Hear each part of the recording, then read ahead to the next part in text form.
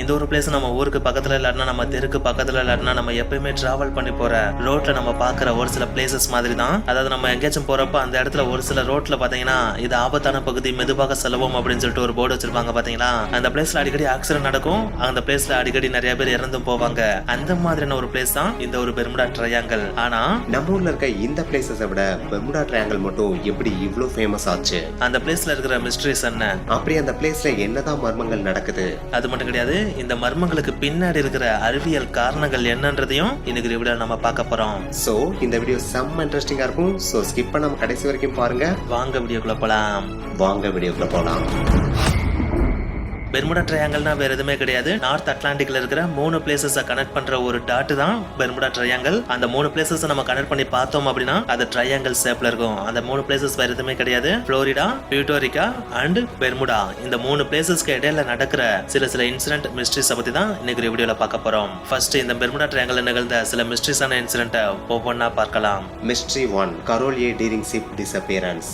இது 1921 பர்படாஸ்ல இருந்து விர்ஜீனியாவை நோக்கி கரோல் ஏ டீரிங் கப்பல் கிளம்புது. இந்த கப்பல் நார்மலா 3 வாரத்துல விர்ஜீனியாவை அடைஞ்சிரும். ஆனா இந்த தடவை 3 வாரத்துக்கு மேல ஆகியும் இந்த கப்பல் விர்ஜீனியாவை வந்து அடையவே இல்ல. சோ 2 பக்கம் இருந்தும் பதற்றம் கிரியேட் ஆக ஆரம்பிக்குது. கப்பலை தேடவும் ஆரம்பிக்கிறாங்க. அப்படி அவங்க தேடுறப்பதான் அவங்களுக்கு சில எவிடன்ஸ் கிடைக்குது. அந்த எவிடன்ஸ் என்னன்னா, ஒரு செட் ஆஃப் பீப்புள் நார்த் கரோலினால ஒரு சின்ன ஷிப்ல டிராவல் பண்ணி போயிட்டு இருக்கப்ப இந்த கப்பலை பார்த்ததா சொல்றாங்க. அது மட்டும் இல்லாம இவங்க பார்த்தப்ப அந்த கப்பல்ல இருந்து சில பேர் எங்களை காப்பாத்துங்க அப்படின்னு கத்துனதாவும் சொல்றாங்க. ஆனா அவங்க அடுத்து என்ன சொல்ல வராங்க அப்படின்றத கேட்கறதுக்குள்ளயும் அந்த கப்பல் ஃபாஸ்டா இவங்களை கிராஸ் பண்ணி போயிட்டதாவும் சொல்றாங்க. இதை கேட்ட உடனே அந்த 2 டீமும் அந்த இடத்துக்கு கப்பலை தேடி போறப்ப அங்க கப்பலோட சில உடைந்த பாகங்கள் இவங்களுக்கு கிடைக்குது. உடைந்த பாகங்கள் மட்டும் கிடையாது, அதுல டிராவல் பண்ண சில பேரோட உடைமைகளும் கிடைச்சது. ஆனா அதுல டிராவல் பண்ணவங்க எங்க போனாங்க அப்படின்றது யாருக்குமே தெரியல. சோ இங்க இருந்துதான் மிஸ்ட்ரி ஸ்டார்ட் ஆகுது. அது மட்டும் கிடையாது, அந்த உடைந்த பாகங்கள் இருக்கு பாத்தீங்களா, அது கூட பாத்தீங்கன்னா யாரோ வம்படி அந்த ஒரு கப்பலை அடித்து நொறுக்கி உடைத்த பாகங்கள் மாதிரி தான் இருக்கு. அதுக்கப்புறம் அந்த கப்பலுக்கு என்ன ஆச்சு அப்படின்ற எந்த விதமான எவிடன்ஸ் அவங்களுக்கு கிடைக்கவே இல்லை. இப்படியே சில மாதங்கள் ஓடுது. அதுக்கப்புறம் ஒரு எவிடன்ஸ் கிடைக்குது. அந்த எவிடன்ஸை கிறிஸ்டோபர் கொலம்பஸ் கிரே அப்படின்ற ஒரு மனிதன் கொண்டு வந்து கொடுக்குறாரு. அது வேற எதுவுமே கிடையாது. அந்த காலத்துல கடல்ல ஏதாச்சும் ஒரு மெசேஜை பாஸ் பண்ணணும் அப்படின்னா பாட்டிலுக்குள்ள ஏதாச்சும் ஒரு லெட்டர் எழுதி அதுக்குள்ள போட்டு அந்த பாட்டில கடல்ல தூக்கி போடுவாங்க பாத்தீங்களா. அந்த மாதிரியான ஒரு பாட்டில தூக்கிட்டு வந்து போலீஸ்ட கொடுக்குறாரு. அந்த ஒரு பாட்டிலுக்குள்ள இருக்கிற லெட்டர் எடுத்து அவங்களும் வாட்ச பாக்குறாங்க. அதுல குறிப்பிட்டிருந்த ஒரு செய்தி அவங்களுக்கு பயங்கரமான ஒரு அதிர்ச்சியை கிரியேட் பண்ணுச்சு.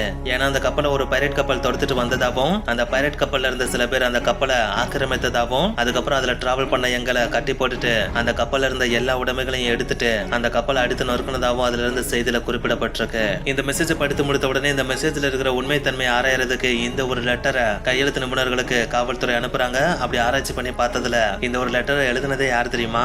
இந்த ஒரு பாட்டில் எனக்கு கடல்ல கிடைத்ததா சொல்லிட்டு ஒருத்தர் கொண்டு வந்தார் பாத்தீங்களா, கிறிஸ்டோபர். அவர் எழுதின லெட்டர்ன்றத கன்ஃபார்ம் பண்றாங்க. சோ இது ஒரு ஃபேக் எவிடன்ஸ்ன்றத கன்ஃபார்ம் பண்ணி அவரை தூக்கி ஜெயிலையும் போட்டுறாங்க. என்னதான் இந்த ஒரு எவிடன்ஸ் ஃபேக்கா இருந்தாலும் இந்த ஒரு மனிதனை தூக்கி ஜெயில போட்டாலும் இந்த ஒரு கப்பல் எப்படி டிஸப்பியரன்ஸ் ஆச்சு, இந்த கப்பல்ல இருந்த மக்கள்லாம் என்ன ஆனாங்க அப்படின்றது ஒரு மிஸ்ட்ரியாவே தொடருது. Mystery 2, Columbus. 1492 கொலம்பஸ் அமெரிக்க நிலப்பரப்பை தேடி அட்லாண்டிக் பெருங்கடல்ல ஒரு இடத்தை கிராஸ் பண்ணி போகும்போது திடீர்னு வானத்துல இருந்து ஒரு தீப்பிழம்பு கீழே வந்து விழுந்ததாகவும் அந்த சமயத்துல இவங்க கையில இருந்த காம்பஸ் எல்லாமே இவங்களுக்கு வழிகாட்ட தவறியதாகவும் அதே நேரத்துல கடலோட மேற்பரப்புல தீப்பந்துகள் போல சில உருவங்கள் தோன்றியதாகவும் சொல்லியிருக்காங்க. அது மட்டும் இல்ல, இந்த நிகழ்வுகள் எல்லாம் நடந்ததா இவங்க சொன்ன இடமே இந்த பெர்முடா ட்ரையாங்கிள் தான். இவங்க சொன்ன எந்த ஒரு விஷயமே ரியல் லைஃப்ல பாசிபிளே கிடையாது. அப்படி இருக்கப்ப இவங்களுக்கு மட்டும் இந்த இடத்துல எப்படி இந்த நிகழ்வு நடந்துச்சு அப்படின்றது ஒரு மிகப்பெரிய மிஸ்ட்ரினே சொல்லலாம். Mystery 3, Star Ariel plane. இது 1949 வருடம் ஜனவரி மாதம் பெர்முடால இருந்து ஜமைக்காக்கு ஸ்டார் ஏரியல் அப்படின்ற ஒரு பிளேன் கிளம்புது. அந்த ஒரு பிளேன் கிளம்புற டைம் அந்த ஒரு பிளேன் டிராவல் பண்ற அந்த ஒரு வெதர் கண்டிஷன் எல்லாமே பெர்ஃபெக்ட்டா இருக்கு. அது மட்டும் கிடையாது, அந்த ஒரு பிளேனை ஓட்டுற பைலட்ல இருந்து அந்த பிளேன்குள்ள இருக்கிற க்ரூ மெம்பர்ஸ் வரைக்கும் எல்லாருமே பயங்கர எக்ஸ்பீரியன்ஸ்டான பர்சன்ஸ். அதுவும் அந்த ஒரு ரூட்ல அவங்க எக்கச்சக்க தடவை டிராவலும் பண்ணிருக்காங்க. அவங்களோட பிளைட்டும் கிளம்புது. கம்யூனிகேஷனும் பெர்ஃபெக்ட்டா இருக்கு. சிக்னலும் செம்மையா இருக்கு. ஆனா ஒரு குறிப்பிட்ட தூரம் போனதுக்கு அப்புறம் அந்த ஒரு பிளைட் ரேடார்ல இருந்து டிஸப்பியரன்ஸ் ஆகுது. அதுக்கப்புறம் அந்த ஒரு பிளேன் எங்க போச்சு என்னாச்சுன்னு யாருக்குமே தெரியல. ஆனா அந்த பிளேன் டிஸப்பியரன்ஸ் ஆன இடத்த செக் பண்ணி பாக்குறப்பதான் அவங்களுக்கே தெரிஞ்சு அந்த பிளேன் டிஸப்பியரன்ஸ் ஆன இடமே பெர்முடா ட்ரையாங்கிள் அப்படின்றது. Mystery 4 Star Tiger plane. Star Ariel plane தொலைஞ்சு போய் எக்ஸாக்டா 1 இயருக்கு முன்னாடி, அதாவது 1948 ஜனவரி மாசம் அதோட சிஸ்டர் பிளேனான ஸ்டார் டைகரும் அதே இடத்துல ஸ்டார் ஏரியல் எப்படி டிசப்பியரன்ஸ் ஆச்சோ அதே மாதிரி தான் டிசப்பியரன்ஸ் ஆயிருக்கு. இந்த பிளைட்டும் ஸ்டார் ஏரியல் மாதிரியே பெர்ஃபெக்டான வெதர் கண்டிஷன், பிளைட் கண்டிஷன், ஏன் எக்ஸ்பீரியன்ஸான பைலட் இருந்தும் எப்படி டிசப்பியரன்ஸ் ஆச்சுன்றது இன்னமும் பயங்கரமான மிஸ்ட்ரியா தான் இருக்கு. Mystery 5 flight 19. இந்த ஃபிளைட்ஸோட டிசப்பியரன்ஸ் தான் பெர்முடா ட்ரையாங்கிள்லயே பயங்கர முக்கியமான டிசப்பியரன்ஸ் அப்படின்னு சொல்லியாலும், நீங்க யூடியூப்ல போயிட்டு பெர்முடா ட்ரையாங்கிள் அப்படின்னு சர்ச் பண்ணாலே எல்லாருமே பேசுற ஒரே ஒரு இன்சிடென்ட் அப்படின்னா அது இந்த ஃபிளைட் 19 அப்படின்னு தான் சொல்லியானோம். இது 1945 வருடம் டிசம்பர் மாதம் புளோரிடால இருந்து 5 நேவி ஃபிளைட் கிளம்புது. அந்த நேவி ஃபிளைட்டோட பிளான் என்ன அப்படின்னு பாத்தீங்கன்னா, புளோரிடால இருந்து ஐலாண்ட் ஆஃப் பகாமாஸ் போயிட்டு அங்கிருந்து ட்ரையாங்கிள் ஷேப்ல திரும்பி மறுபடியும் புளோரிடா வரது அவங்களோட பிளான். அதாவது இன்னும் கொஞ்சம் புரியுற மாதிரி சொல்லணும் அப்படின்னா, ஈஸ்ட்ல டிராவல் பண்ணி நார்த்ல டர்ன் பண்ணிட்டு மறுபடியும் வெஸ்ட் நோக்கி வர்றது அவங்களோட பிளானேவும். இந்த ஒரு பிளான் அவங்க கம்ப்ளீட் பண்றதுக்கு எக்ஸாக்டா 2 hours தான் டைம் எடுக்கும். ஆனா 4 மணி நேரம் கழிந்தும் அந்த பிளைட்ஸ் எதுவுமே மறுபடியும் புளோரிடாக்கு ரிட்டர்ன் ஆகவே இல்ல. அந்த பிளைட்ஸ்க்குலாம் என்னாச்சுன்னு சொல்லிட்டு ஸ்டேஷன்ல இருந்து கான்டாக்ட் பண்ண ட்ரை பண்றப்பதான் அந்த பிளைட்ல இருந்தே ஒரு டிஸ்ட்ரஸ் கால் வருது. அந்த கால்ல எங்களோட காம்பஸ் எதுவுமே சரியா ஒர்க் ஆகல, நாங்க எந்த பக்கம் போயிட்டு இருக்கோம்னு எங்களுக்கே தெரியல, எந்த இடத்துல நாங்க டிராவல் பண்ணிட்டு இருக்கோம்னு தெரியலன்னு சொல்லிட்டு பதற்றமான ஒரு குரல் வருது. அந்த குரல் வேற யாரோடதும் கிடையாது, அந்த 5 பிளைட்டையும் கைட் பண்ணிட்டு இருந்த சார்லஸ் டெய்லர் அப்படின்ற ஒரு மனிதனோட குரல் தான் அது. இந்த காலத்தை தொடர்ந்து நேவல் ஏர் ஸ்டேஷன்ல இருந்து அந்த பிளைனை கான்டாக்ட் பண்ண ட்ரை பண்றாங்க. ஆனா அந்த பிளைனோட சிக்னல் கொஞ்சம் கொஞ்சமா வீக் ஆகி கம்ப்ளீட்டா இவங்களோட கனெக்ஷன்ல இருந்து கட் ஆகவும் செய்யுது. உடனே நேவல் ஏர் ஸ்டேஷன்ல இருந்து அந்த 5 பிளைனையும் தேட சொல்லி இன்னொரு பிளைட்டையும் அனுப்புறாங்க. அந்த பிளைட்டும் ஸ்டேஷன்ல இருந்து கிளம்பின 30வது நிமிஷத்துல ரேடார்ல இருந்து டிசப்பியரன்ஸ் ஆகவும் செய்யுது. சோ அந்த 5 பிளைன், அதை தேட போன இந்த ஒரு பிளைன், மொத்தம் 6 பிளைன் எப்படி டிசப்பியரன்ஸ் ஆச்சு அப்படின்றது இன்னைக்கு வரைக்கும் ஒரு மிகப்பெரிய மிஸ்ட்ரியா தான் இருக்குன்னே சொல்லலாம். நாம இது வரைக்கும் பார்த்த மிஸ்ட்ரிஸ் எல்லாமே மேஜரான மிஸ்ட்ரிஸ் மட்டும்தான், அதுவும் முக்கியமான மிஸ்ட்ரிஸ் மட்டும் தான் பார்த்திருக்கோம். இதை தாண்டி ஆயிரக்கணக்கான மிஸ்ட்ரிஸ் இந்த ஒரு பெர்முடா ட்ரையாங்கிள்ல நிகழ்ந்துட்டு தான் இருக்கு. ஆனா ஏன் இந்த பெர்முடா ட்ரையாங்கிள்ல மட்டும் இவ்வளவு மிஸ்ட்ரிஸ் நடக்குது? இதற்கான காரணங்களா மக்கள் மொத்தம் 3 விஷயங்களை நம்புறாங்க. அதுல முதல் விஷயம் ஏலியன். இந்த பெர்முடா ட்ரையாங்கிள் மிஸ்ட்ரி தொடங்கின கொலம்பஸோட டிராவல் இருக்கு பாத்தீங்களா, அந்த டிராவல்ல வானத்துல இருந்து சில தீக்குழம்புகள் விழுந்ததா அவங்க மென்ஷன் பண்ணியிருந்தாங்க இல்லையா, அந்த தீக்குழம்புகளை மேல இருந்து கீழே விட்டதே ஏலியன் தான் அப்படின்னு சொல்லிட்டு மக்கள் நம்புறாங்க. அது மட்டும் கிடையாது, லாஸ்டா நம்ம பார்த்த ஃபிளைட் 19 டிசப்பியரன்ஸ் இருக்கு பாத்தீங்களா, அந்த டிசப்பியரன்ஸ்ல ஒரு டிஸ்ட்ரஸ் கால் வந்துச்சு இல்லையா, அந்த கால்ல பேசின சார்லஸ் சொன்ன கடைசி வேர்டு என்ன தெரியுமா? எங்களுக்கு முன்னாடி ஒரு மிகப்பெரிய வெள்ளை நிற ஏலியன் ஸ்பேஸ்ஷிப் வந்துட்டு இருக்கு, அது எங்க மேல மோத போது எங்களை காப்பாத்துங்க அப்படின்னு சொன்னதுதானா. இந்த 2 நிகழ்வுகள்ல மட்டும் கிடையாது, இது மாதிரி எக்கச்சக்கமான நிகழ்வுகள்லயும் இந்த மாதிரி ஏலியன்ஸ் ரெஃபரன்ஸ் இருந்ததாகவும் சொல்றாங்க. சோ இதை வச்சு பார்க்கும் பொழுது இந்த பெர்முடா ட்ரையாங்கிள் மிஸ்ட்ரியில மேபி ஏலியனோட பங்கு மிகப்பெரியதா இருக்கலாம் அப்படின்னு மக்கள் நம்புறாங்க. அடுத்தது அட்லாண்டியன் ஃபயர் கிறிஸ்டல்ஸ். ஏன் இந்த பெர்முடா ட்ரையாங்கிள் அப்படின்ற ஒரு பிளேஸ்ல மட்டும் இவ்ளோ பிளேன், இவ்ளோ சிப்ஸ் விபத்துக்குள்ளாகுது அப்படின்னு பார்க்கும்போது, அட்லாண்டிஸ் அப்படின்ற ஒரு மிஸ்ட்ரியான சிட்டி கடலுக்கடியில மறைஞ்சிருக்கதா பல்லாயிரக்கணக்கான வருஷமா மக்கள் நம்பிட்டு இருக்காங்க. அப்படி அந்த சிட்டி மறைஞ்சிட்டு இருக்க பிளேஸே இந்த பெர்முடா ட்ரையாங்கிளா தான் இருக்கணும்னு மக்கள் நம்பிட்டு இருக்காங்க. அது மட்டும் இல்லாம அந்த பிளேஸ்ல, அந்த சிட்டில இருக்க கிறிஸ்டல்ஸ்ல இருந்து வெளிப்படுற ஒருவித சக்தி இந்த பகுதியில தாக்கத்தை ஏற்படுத்துதுன்னு மக்கள் நம்புறாங்க. அதனாலதான் இந்த பகுதியில வர கப்பல்களும் சரி, விமானமும் சரி அமானுஷ்யமான முறையில விபத்துக்குள்ளாகி காணாமல் போகுதுன்னு சொல்றாங்க. அடுத்தது மிஸ்டீரியஸ் சர்க்கம்ஸ்டன்சஸ். இந்த பெர்முடா ட்ரையாங்கிள் அடுத்தடுத்து நிகழ்ற இந்த மாதிரியான மிஸ்ட்ரிஸ்க்கு மிக முக்கியமான காரணமா சொல்லப்படுறது இந்த மிஸ்டீரியஸ் சர்க்கம்ஸ்டன்சஸ் அப்படின்னு தான் சொல்லியானோம். இது வேற எதுவுமே கிடையாது, அந்த ஒரு பெர்முடா ட்ரையாங்கிள் அடுத்தது என்ன நடக்கும்ன்றத யாராலையுமே கணிக்க முடியாது. புரியுற மாதிரி சொல்லணும் அப்படின்னா, அந்த பிளேஸ்க்கு போறப்ப திடீர்னு காம்பஸ் கரெக்டான திசையை காமிக்காம போகலாம். அதே நேரத்தில் அது வரைக்கும் நல்லா இருந்த வெதர் கண்டிஷன் திடீர்னு கம்ப்ளீட்டா சேஞ்ச் ஆகி மிகப்பெரிய பயங்கர ஆக்ரோஷமான புயல் உருவாகும். அது மட்டும் கிடையாது, அங்க இருக்கிற அலைகள் கூட பாத்தீங்கன்னா பயங்கரமா ஆக்ரோஷமா மாற ஆரம்பிக்கும். இப்படி யாராலையுமே கெஸ் பண்ண முடியாத இந்த ஒரு மிஸ்டீரியஸ் சர்க்கம்ஸ்டன்ஸ் தான் இங்க நடக்கிற பல மிஸ்டீரியஸான டிசப்பியரன்ஸுக்கு மிக முக்கியமான காரணமா இருக்குது அப்படின்னு சொல்றாங்க. இதெல்லாம் மக்கள் சொல்ற விஷயங்கள். ஆனா இதுக்கு அறிவியல் என்ன பதில் சொல்லுது அப்படின்றத இனிமேல் நம்ம பார்க்கலாம். இதை தெரிஞ்சுக்கணும்னா முதல்ல நம்ம பெர்முடா ட்ரையாங்கிள் எங்க இருந்து ஆரிஜினேட் ஆச்சு அப்படின்ற விஷயத்தையும் தெரிஞ்சுக்கணும். இதற்கான விடையை தேடணும்னா நம்ம 1950வது வருடத்துக்கு டிராவல் பண்ணணும். 1950வது வருடம் அமெரிக்கால இருக்க பல நியூஸ் பேப்பர் மிஸ்ட்ரி லவர்ஸ்க்காக ஒரு ஆர்டிக்கல் எழுதுறாங்க. அந்த ஆர்டிக்கல் என்னன்னா, கடல்ல இருக்க ஒரு பிளேஸ்ல ஒரு போட், 9 பிளேன், 135 மக்கள் டிசப்பியரன்ஸ் ஆயிருக்காங்க அப்படின்னு எழுதியிருக்காங்க. அந்த பிளேஸ் புளோரிடாவுக்கும் பெர்முடா தீவுக்கும் இடையில இருக்கதா மென்ஷன் பண்றாங்க. இப்படிதான் இந்த பெர்முடா ட்ரையாங்கிள் ஆரிஜினேட் ஆக ஆரம்பிக்குது. அடுத்து 1952வது வருடம் இன்னொரு மேகசின் ரிலீஸ் ஆகுது. அந்த ஒரு மேகசின்லயும் பாத்தீங்கன்னா இதே மாதிரியான பெர்முடால நிகழ்ற சில மிஸ்டீரியஸான டிசப்பியரன்ஸ் பத்தின ஆர்டிகளை கவர் பண்றாங்க. ஆனா அதுல ஸ்பெஷலா இன்னொரு விஷயத்தை ஆட் பண்ணவும் செய்யறாங்க. அது வேற எதுவும் கிடையாது, இது நாள் வரைக்கும் புளோரிடாக்கும் பெர்முடா தீவுக்கும் இடையில இருக்கிற அந்த ஒரு லைனை எக்ஸ்டெண்ட் பண்ணி கூடுதலா ஒரு பிளேஸையும் ஆட் பண்றாங்க. அந்த பிளேஸ் தான் பியூட்டோரிகா. அந்த ஒரு டாட்டை நம்ம கனெக்ட் பண்ணி பார்த்தோம் அப்படின்னா இது எல்லாமே சேர்ந்து ஒரு ட்ரையாங்கிள் ஷேப்ல வரும். சோ இது வரைக்கும் வெறும் லைனா இருந்த இந்த ஒரு பிளேஸ் இப்ப ட்ரையாங்கிள் ஷேப்புக்கு மாறுது. இதை கிரியேட் பண்ணதே அந்த மேகசினை ரேட் பண்ண ஒரு ஆத்தர் தான். அடுத்து 1964ல ஒரு ஃபிக்ஷன் மேகசின் வெளிவருது. அந்த ஃபிக்ஷன் மேகசின் தான் இந்த பெர்முடா ட்ரையாங்கிள் மிஸ்ட்ரியை அடுத்த கட்ட லெவலுக்கே கொண்டு போகுது. ஏன்னா அந்த மேகசின் ஃபுல் அண்ட் ஃபுல் இந்த பெர்முடா ட்ரையாங்கிள் மிஸ்ட்ரியை மட்டுமே கவர் பண்ணிருக்கு. அந்த மிஸ்ட்ரி லவர்ஸ்க்கு பிடிச்ச மாதிரி பல கதைகளை இணைத்தும் இந்த மேகசினை வெளியிடுறாங்க. இந்த மேகசின் அந்த காலகட்டத்துல சக்க போடு போடுச்சுன்னே சொல்லலாம். என்னதான் ரியல் ஸ்டோரி பிளஸ் ஃபிக்ஷனா இந்த மேகசின் இருந்தாலும் இந்த மேகசின் தான் பெர்முடா ட்ரையாங்கிள் மிஸ்ட்ரியை உலக லெவலுக்கு கொண்டு போச்சுன்னே சொல்லலாம். சோ இதெல்லாம் வச்சு பார்த்தோம்னா பெர்முடா ட்ரையாங்கிள்ன்ற ஒரு ட்ரையாங்கிளை உருவாக்குனது ஒரு மேகசின் தான், அந்த மிஸ்ட்ரியை உலக லெவலுக்கு கொண்டு போனது ஒரு மேகசின் தான். என்னடா நீங்க பாட்டுக்கு இது ஒரு மிஸ்ட்ரி லவர்ஸ்க்காக எழுதப்பட்ட ஒரு ஆர்டிகல் அப்படின்னு சொல்லிட்டு சிம்பிளா முடிச்சிட்டேன். ஆனா நீங்க சொன்ன இந்த ஒரு மிஸ்ட்ரியிலே 5 மேஜரான டிசப்பியரன்ஸ் இருக்கு. அதுக்கு நீ என்ன பதில் சொல்ல போற அப்படின்னு சொல்லிட்டு நீங்க கேட்கலாம். அந்த ஒரு டிசப்பியரன்ஸை பத்தின டீகோட் தான் நாம இப்ப பார்க்க போறோம். இது நாங்க பண்ண டீகோட் கிடையாது. ஆல்ரெடி மிகப்பெரிய ரிசர்ச்சர்ஸ் பயங்கரமா ஆராய்ச்சி பண்ணி கண்டுபிடித்த டீகோட் தான் இது. அதுல நம்ம முதல்ல பார்க்க போற டீகோட் கரோல் ஏ டீரிங் அப்படின்ற ஒரு ஷிப் அமானுஷ்யமான முறையில டிசப்பியரன்ஸ் ஆச்சு பாத்தீங்களா, அதை தான் பார்க்க போறோம். இதற்கான எவிடன்ஸ் எதுவுமே அந்த அளவுக்கு பெருசா கிடைக்கலன்னு சொல்லிட்டு முன்னாடி பார்த்திருந்தோம். ஆனா அதுக்கப்புறம் கிடைத்த சின்ன சின்ன எவிடன்ஸ் வச்சு பார்க்கும் பொழுது இந்த ஷிப்புக்குள்ளேயே தான் ப்ராப்ளம் இருக்குன்றத கண்டுபிடிச்சாங்க.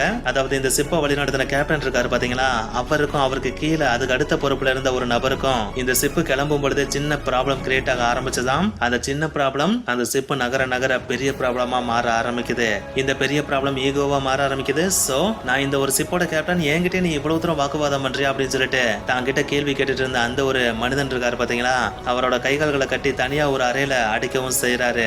இந்த ஒரு விஷயம் தான் இந்த 2 பேருக்கு இடையில இருக்கிற இந்த ஒரு பிரச்சனையை உச்ச கட்டத்துக்கு கொண்டு போது. கைகால்கள் கட்டி அடைக்கப்பட்ட அந்த ஒரு மனிதன் எப்படியோ அந்த ஒரு அறையில இருந்து தப்பித்து அவருக்குன்னு தனியா ஒரு டீமை உருவாக்கி அந்த ஒரு ஷிப் கேப்டன் கூட சண்டையை போட ஆரம்பிக்கிறாரு. இந்த 2 பேருக்கு இடையில நிகழ்ந்த இந்த ஒரு சண்டை தான் நாளடைவுல பயங்கரமா முற்றி அந்த கப்பலையே கீழே கவிழ்த்துவதற்கு முக்கியமான காரணமா அமைந்திருக்கலாம் அப்படின்னு இதை டீகோட் பண்ண ரிசர்ச்சர்ஸ் சொல்லியிருக்காங்க. இதற்கு சான்றாகத்தான் நம்ம ஆல்ரெடி பார்த்திருந்தோம் இல்லையா, அந்த கப்பலுக்கு எவிடன்ஸா கிடைத்த சின்ன சின்ன உதிரி பாங்கள் எல்லாமே அடித்து நொறுக்கப்பட்ட பாங்கள் மாதிரி இருக்கு அப்படின்னு. சோ அதையும் இதையும் கனெக்ட் பண்ணி பார்த்தால் இந்த 2 டீமுக்கு இடையில நிகழ்ந்த சண்டையில தான் இந்த கப்பல் அடித்து நொறுக்கப்பட்டு கடலுக்குள்ள மூழ்கி இருக்கலாம் அப்படின்னு ரிசர்ச்சர்ஸ் சொல்றாங்க. அடுத்தது கொலம்பஸ் மிஸ்ட்ரியில பாத்தீங்கன்னா மொத்தம் 3 விஷயம் சொல்லியிருந்தாங்க. 1 வானத்துல இருந்து விழுந்த தீப்பிழம்பு, அதாவது ஏலியன்ஸ்ல இருந்து வந்ததாக நம்பப்பட்ட அந்த தீப்பிழம்பு. இதற்கான பதில் ரொம்ப சிம்பிள் தான்.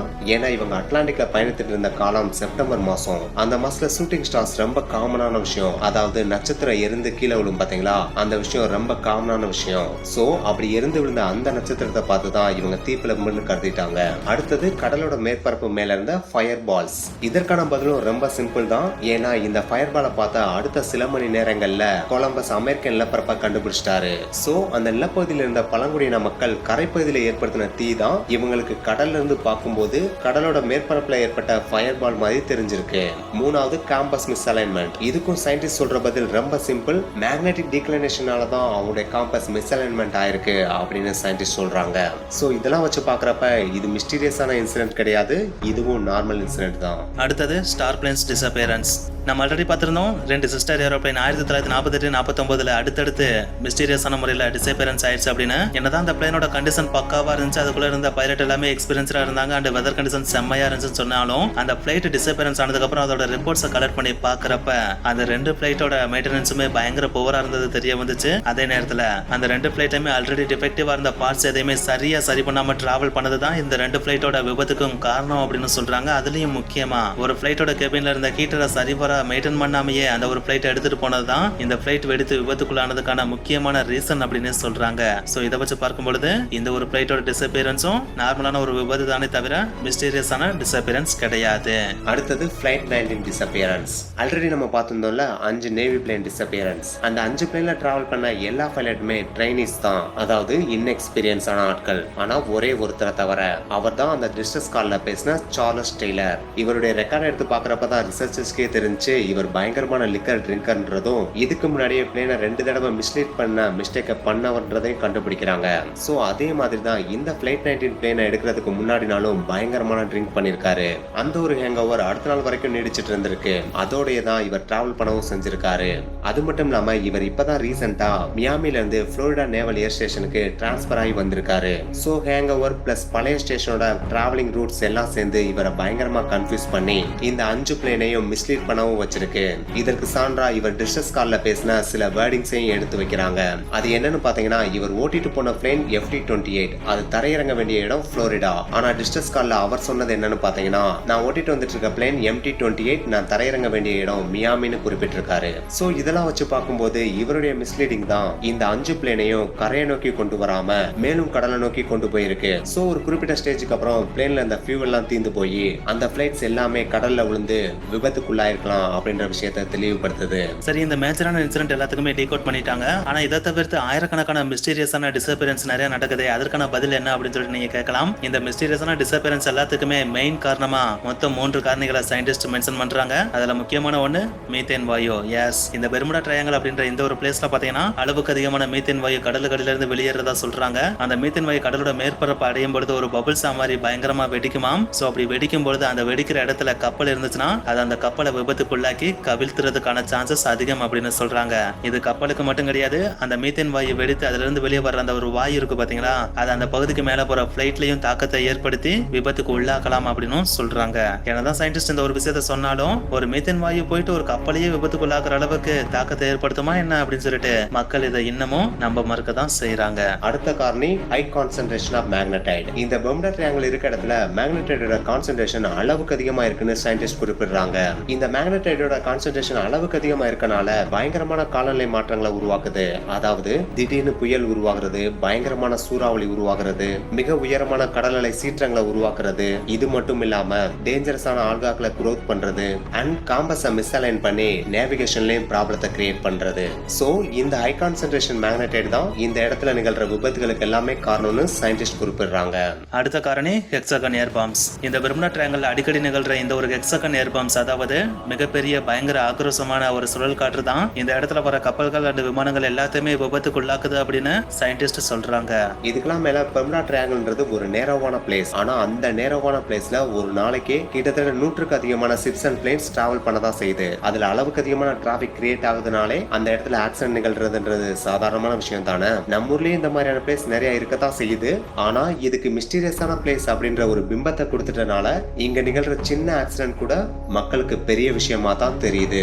இதுக்கெல்லாம் மேல இங்கிலாந்துல இருக்கிற ஒரு மேகசின் இந்த ஒரு பெர்முடா ட்ரையாங்கிள் அப்படின்ற ஒரு பிளேஸ பயங்கரமா ரிசர்ச் பண்ணி ஒரு ஆர்டிகலையும் வெளியிட்டாங்க. அந்த ஆர்டிகல்ல இவங்க குறிப்பிட்டிருந்த விஷயம் என்ன அப்படின்னு பாத்தீங்கன்னா, இந்த பெர்முடா ட்ரையாங்கிள் அப்படின்ற ஒரே ஒரு பிளேஸ்ல மட்டும் இந்த மாதிரியான ஆக்சிடென்ட் எல்லாம் நிகழல. உலகத்துல இருக்கிற பல கடல் பகுதிகளிலும் இந்த மாதிரியான டிசப்பியரன்ஸ் நிகழதான் செய்யுது, ஆக்சிடென்ட் நிகழதான் செய்யுது. ஆனா இந்த ஒரு பிளேஸ்க்கு இப்படி ஒரு பிம்பம் உருவானனாலதான் இதை பயங்கரமா பேசுறாங்கன்றத மென்ஷன் பண்ணிருக்காங்க. அது மட்டும் கிடையாது, நீங்களே கொஞ்சம் லாஜிக்கா யோசிச்சு பாருங்களேன். ஒரு பிளேஸ் இவ்வளவு மிஸ்டீரியஸா இருக்கு, இந்த இடத்துல பயங்கரமா ஆக்சிடென்ட் நிகழுது, மிஸ்டீரியஸான டிசப்பியரன்ஸ் நிகழுது அப்படின்னாலே கண்டிப்பா கவர்மெண்ட் அந்த ஒரு பிளேஸ பிளாக் பண்ணிருப்பாங்க இல்லையா. அதாவது அந்த பிளேஸ்க்கு எந்த விதமான டிராவலும் பண்ண வேணாம், அந்த பிளேஸ் பக்கம் எந்த ஒரு கப்பல் விமானமும் போக கூடாதுன்னு சொல்லிட்டு கம்ப்ளீட்டா பிளாக் பண்ணிருக்கணும் இல்லையா. ஆனா இன்னமும் கூட எந்த ஒரு கவர்மெண்ட் அந்த மாதிரியான பிளாக் பண்ணவே இல்லை. அந்த இடத்துல நார்மலான ஒரு டிராவல் தினமும் நிகழ்ந்துகிட்டு தான் இருக்கு. சோ அப்படி பாக்குறப்ப அந்த இடத்துல மிஸ்டரி அப்படின்ற ஒரு விஷயம் இருக்குமா என்ன? பாசிபிள் ரொம்ப கம்மி தான்.